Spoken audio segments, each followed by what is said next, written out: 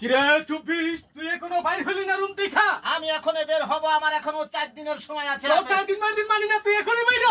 না না, আমি তো কিছুতেই মেনে নিতে পারছি না। কেন? আমাকে বিদায় দেওয়ার সময় এইভাবে আমাকে বেইজ্জতি না করলেই পারতে। আমি 24 যা করেছি তোরা শতবার জন্ম নিয়েও তা করতে পারবি না। কি করেছো আমাদের জন্য আমি তুমি? কি করেছি তোদের জন্য? আমি কি করেছি তোদের জন্য তোরা শুনতে চাস? আমি তো বলো। বাংলাদেশ, আমি স্বৈরাচার মুক্ত করেছি। কিভাবে? আমি স্বাধীন একটা বাংলাদেশ দিয়েছি। কিভাবে? আমি শত শত মায়ের বুক খালি করে আমি স্বৈরাচারের পতন ঘটিয়ে একটা নতুন বাংলাদেশ উপহার দিয়েছি। পারবি তোরা এটা? তোরা 100 বার জন্ম নিয়েও তোরা এটা পারবি না। তাই বলে আমি একটা কথা তোদের বলতে চাই, আমাকে এইভাবে বেইজ্জতি করে ঘাড় ধাক্কা দিয়ে বের না করলেই পারতি।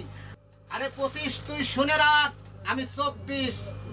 আমি ইতিহাসের পাতায় লেখা থাকবো বাংলাদেশের বুকে। এই তোরা তো কথা শোনাতে নাতি বাইর হ। তাই বলে তুই আমাকে ঘাড় ধাক্কা দিবি? তুই ভালো করে শুনে রাখ।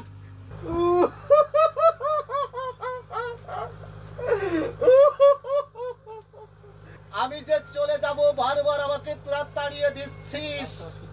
ভালো করে শুনে রাখিস, আমি যে 24, আমি ইতিহাসের পাতায় লেখা থাকবো। এরকম লেখার দরকার নাই, তুই এখনই বাইর হ।